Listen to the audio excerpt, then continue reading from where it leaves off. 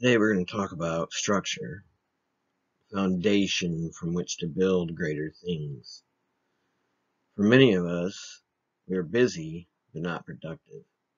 We spend most of our days distracted putting out small fires. We never accomplish what we are truly capable of. We lack structure. A friend calls, and instead of committing to the task at hand, we'd rather run off and have fun. Not that there's anything wrong with having fun or hanging out. We need to be disciplined and prioritized. Otherwise, every little distraction will throw us off balance. Additionally, there is the matter of trying to remember everything. It's impossible to do without structure. We are finite, and structure gives us a safe place to store the things that matter. It gives us a reason to the rhyme. Structure is the foundation from which we can build greater things. We begin with a personal story. Recently, I felt myself getting overwhelmed. There were so many thoughts bouncing around in my head, thoughts and ideas for books and presentations such as the one I'm doing now. I was looking inside of myself to see what I could improve, spiritual matters, and so much more.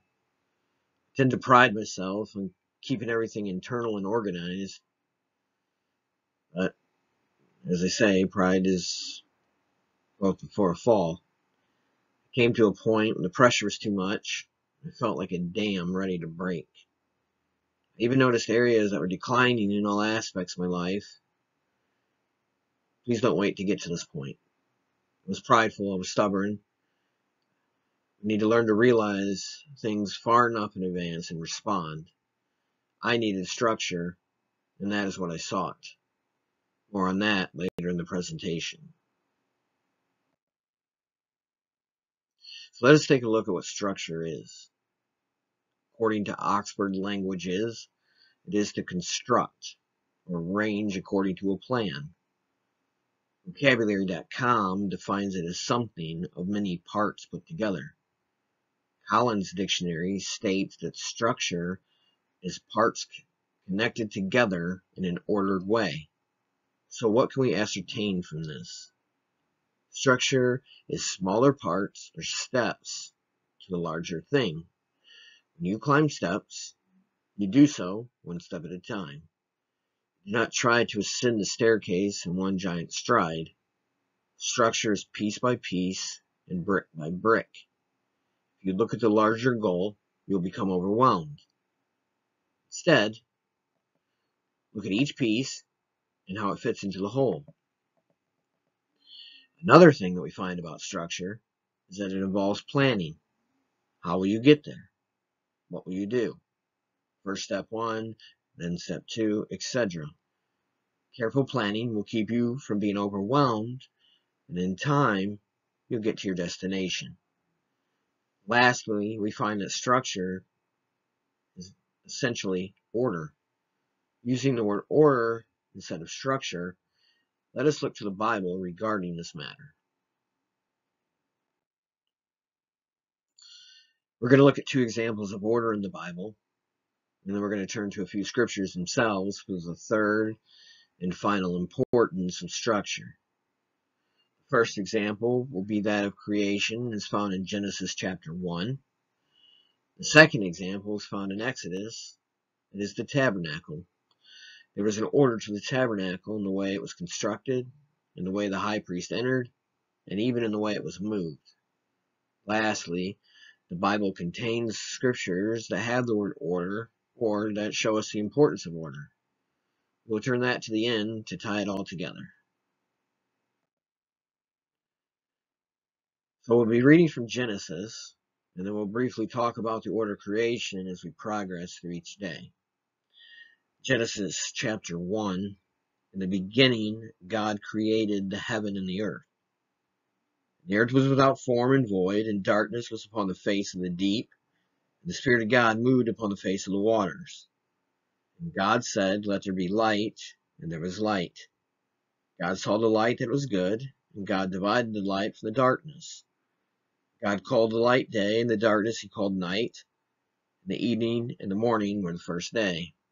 The first day light and darkness, sun and the moon essentially, and that was the first. Moving on to the second day, let there be a firmament in the midst of the waters, and let it divide the waters from the waters. God made this firmament, and divided the waters which are under the firmament from the waters which are above the firmament. It was so. God called the firmament heaven, and the evening and the morning the second day. God said, let the waters under the heaven be gathered together into one place, and let the dry land appear, and it was so. God called the dry land earth, and the gathering together of the waters called he seas, and God saw that it was good. God said, let the earth bring forth grass, the herb yielding seed, and the fruit tree yielding fruit after its kind.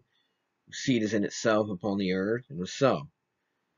And the earth brought forth grass, and herb yielding seed after its kind, and the tree yielding fruit, whose seed was in itself after its kind, and God saw that it was good. And the evening and the morning were the third day.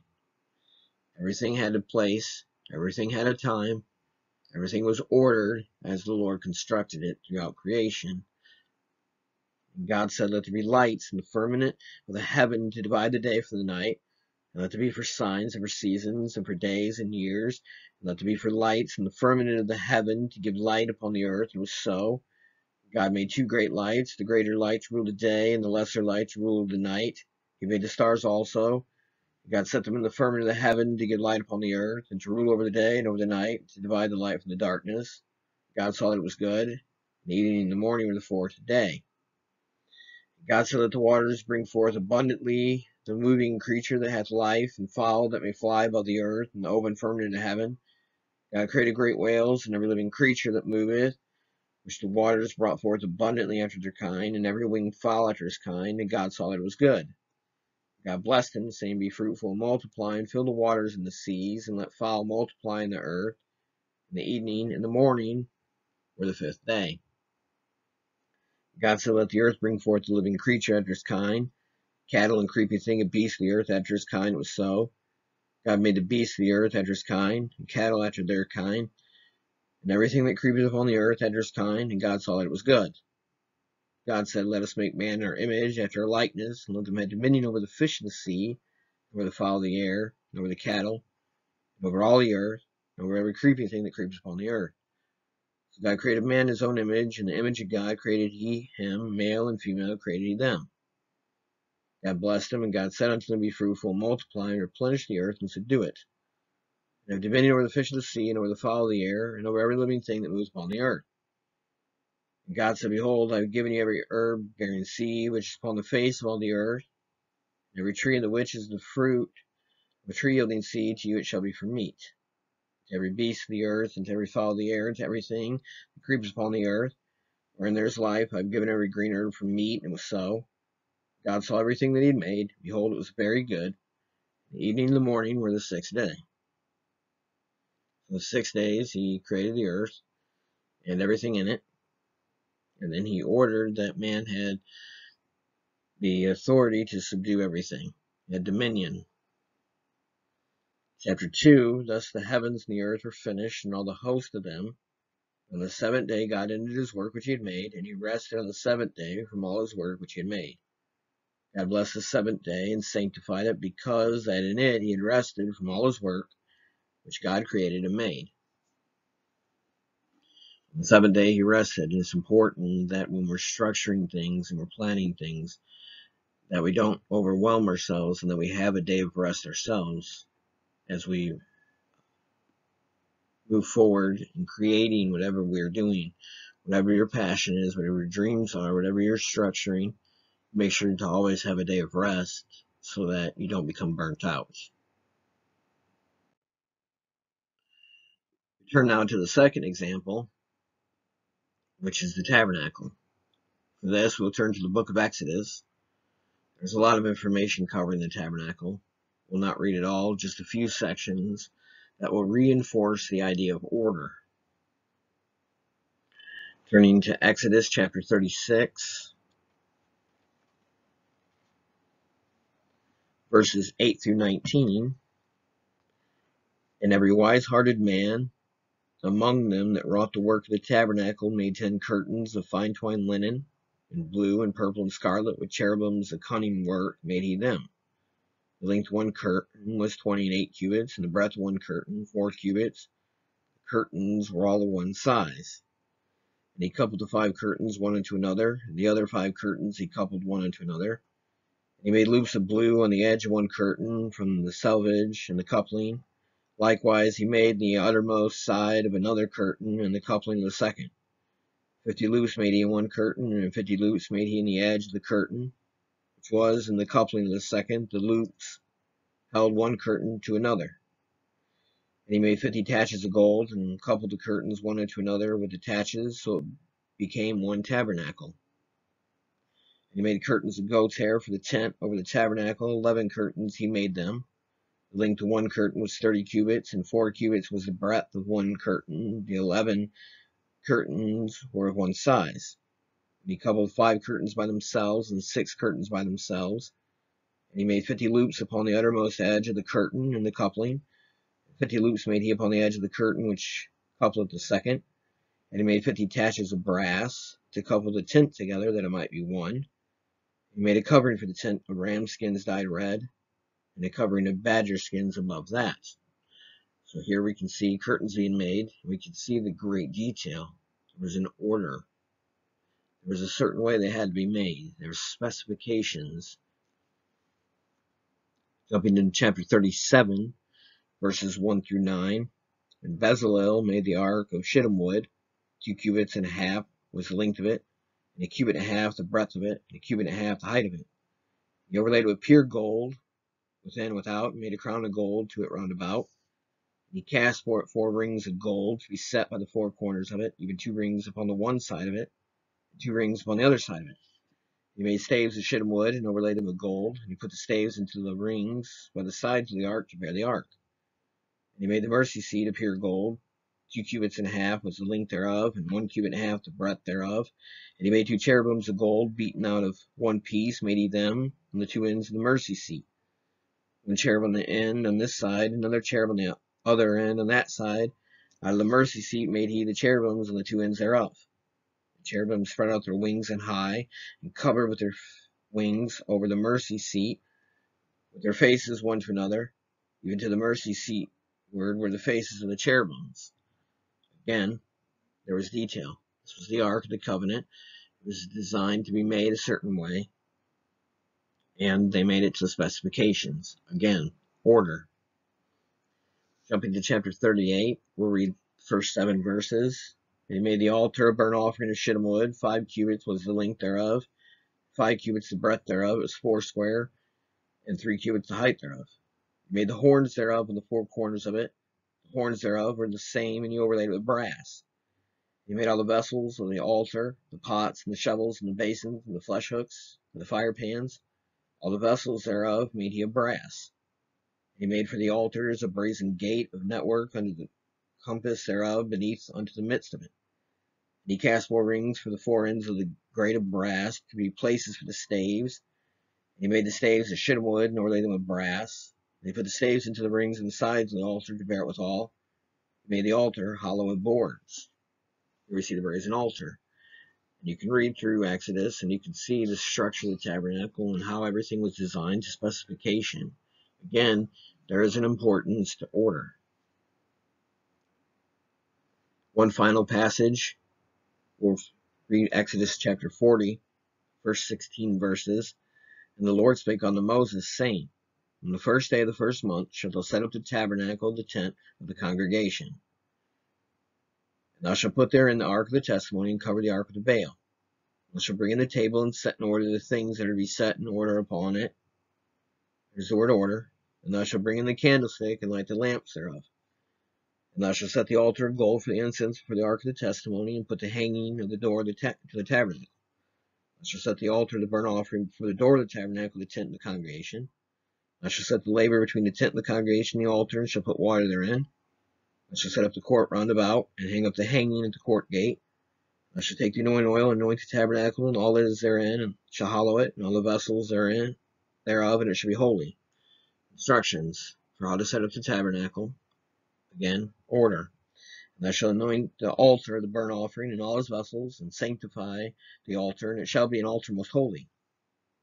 Thou shalt anoint the laver in his foot, and sanctify it. Thou shalt bring Aaron and his sons unto the door of the tabernacle of the congregation, and wash them with water. Thou shalt put upon Aaron the holy garments, and anoint him, and sanctify him, that he may minister unto me in the priest's office. Thou shalt bring his sons, and clothe them with coats. And thou shalt anoint them as thou didst anoint their father, that they may minister unto me in the priest's office. Their anointing shall surely be an everlasting priesthood throughout their generations. So again, we see that there is an order to instruction in the tabernacle. And then we get to the last verse, verse 16. This is key. Thus did Moses, according to all that the Lord commanded him, so did he. He didn't fight against the structure. The Lord laid out the instructions, and Moses was obedient. Thus we learn structure requires submission, requires obedience. What you desire must take a back seat to what must be done. It takes discipline and it takes dedication. I desire cake and ice cream, but what must be done is pushing the plate away and going for a walk. I desire to play games, but what must be done is the research so that I can write this book. To structure ourselves, there will be times that we'll have to give some things up. But in the end, what you produce will be far greater than the pleasures that you have for just a temporary time. Now we will turn to the scriptures. I have a few scriptures here that talk about order. We jump to 1 Corinthians chapter 14. We're going to read verses 33 and 40. For God is not the author of confusion, but of peace, as in all churches of the saints. Down to verse 40. Let all things be done decently and in order. In this chapter, Paul addresses tongues, speaking, interpreting, and how to do so orderly within the church. Then he talks about women in the church, and these verses get taken out of context, and they're studying in and of themselves. The point, though, that I want to convey is the order, or the structure that Paul gives the church at Corinth. He even concludes by saying, let all things be done decently and in order. And that's about as plain as it gets. Jumping to Ecclesiastes.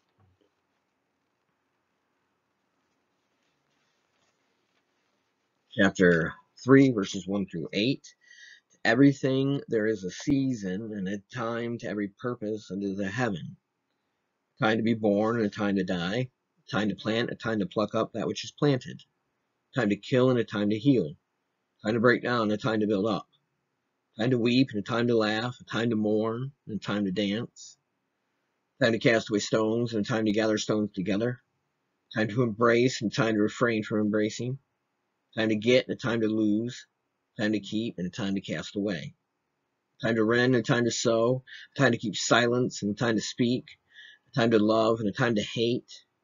A time of war and a time of peace. There is a time or order to everything. Solomon writes about purpose. Some things will just be. There's not much we can do about it. Those things we can't really worry about. Things we need to focus on are what we can control and what we can manage. Our dreams, our goals, our vision, these can be ordered. They can be structured. You can take the steps to accomplish them. There may be setbacks or problems. That's going to happen. But if you stay the course, they will come to fruition. Go to Psalm chapter 37, verse 23. The steps of a good man are ordered by the Lord, and he delighteth in his way. David writes that steps are ordered. Every step structured by God. He didn't say giant leaps or big strides.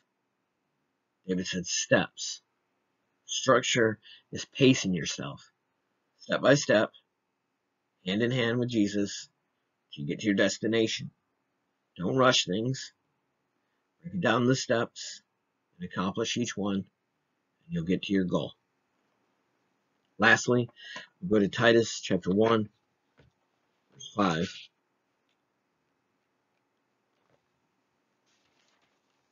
This is the letter of Paul to Titus. And in verse 5, he says, "For this cause left I thee in Crete, that thou shouldest set in order the things that are wanting, and ordain elders in every city, as I had appointed thee." Paul writes to Titus. He leaves him in Crete to set things in order. It was the job of Titus to structure things, to ordain elders as Paul instructed. Again, obedience, submission, structure. The importance is clear from the Bible that God has made things to be ordered and structured. Structure begins with why. Why is the reason for our structure? It's the reason that we do what we do. Simon Sinek writes a book called Start With Why. And it states, why is the thing that inspires us and inspires those around us? So, we must ask ourselves, why are we getting structure? We get structure because God has clearly outlined the importance of it in His Word. Additionally, we get structured because if we're not, then the opposite must be true. We live our lives in chaos, putting out one fire after another, never truly being productive. Once you're structured, everything you do must have a why. For example, why do I do these presentations? A bad why would be to gain notoriety because they're fun. While having fun and being noticed are not bad, they can eventually lose their meaning. Additionally, those reasons lead to pride and unacceptable outcomes. A better reason, and the real reason that I do these presentations, is to honor God with the gifts and the talents He's given me. I do these presentations to encourage and to bless others. I want to honor God and I want to see others succeed. Thus, I put my gifts and talents to use. I create meaningful presentations. So the question for you to answer for whatever you're trying to achieve and whatever you structure is simply, why?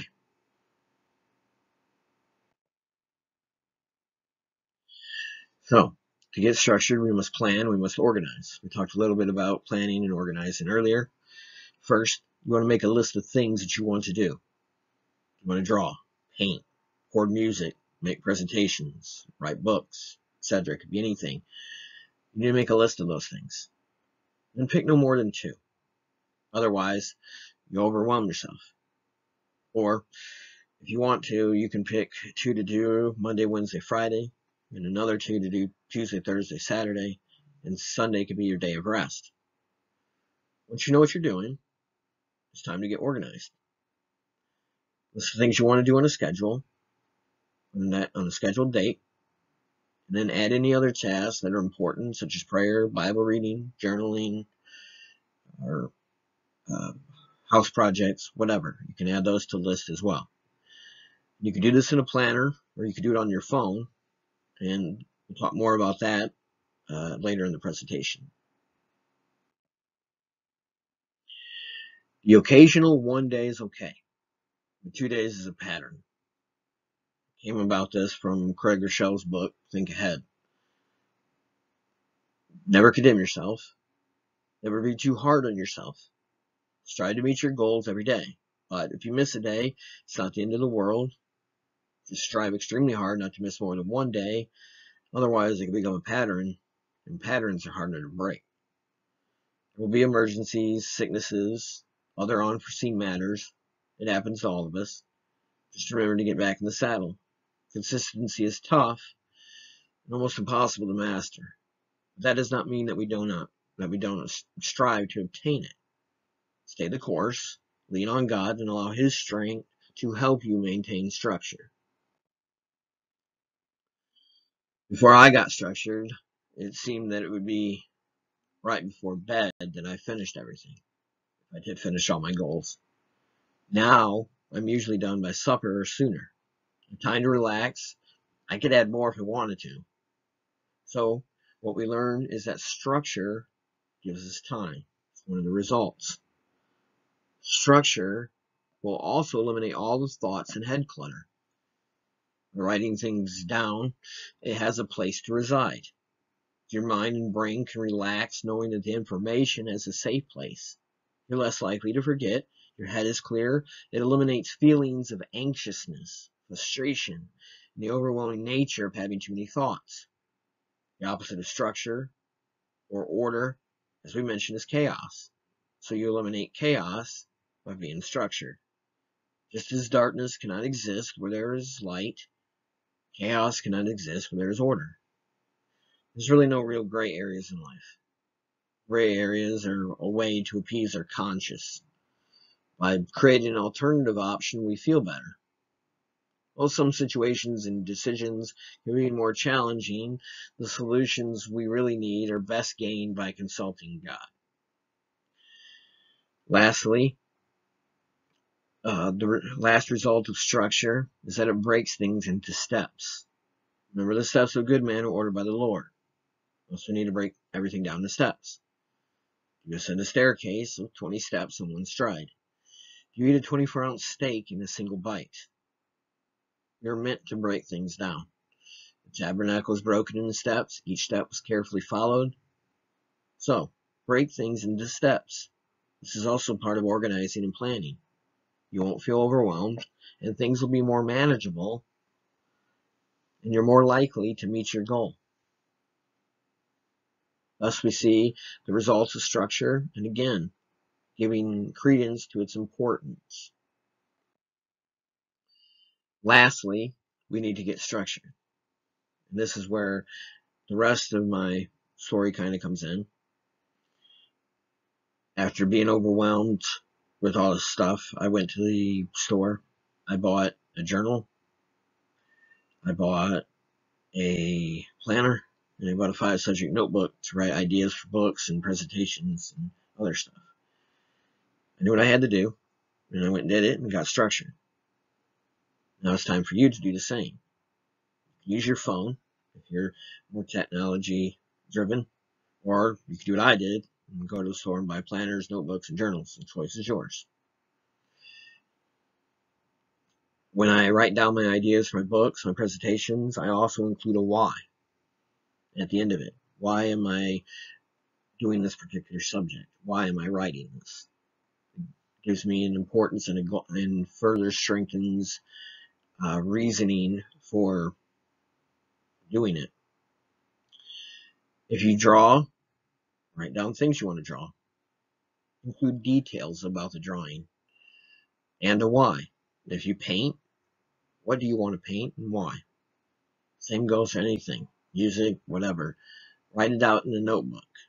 Visualize it and break it into steps.